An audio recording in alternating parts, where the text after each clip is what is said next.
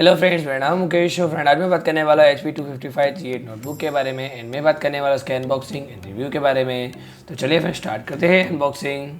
तो अगर मैं लैपटॉप के स्पेक्स के बारे में बात करूँ तो फ्रेंड्स HP का 255G8 नोटबुक है फ्रेंड, ये हमें AMD का Ryzen 5-3500U प्रोसेसर के साथ हमें Radeon का Vega ग्राफिक्स जो है हमें देखने को मिलेगा।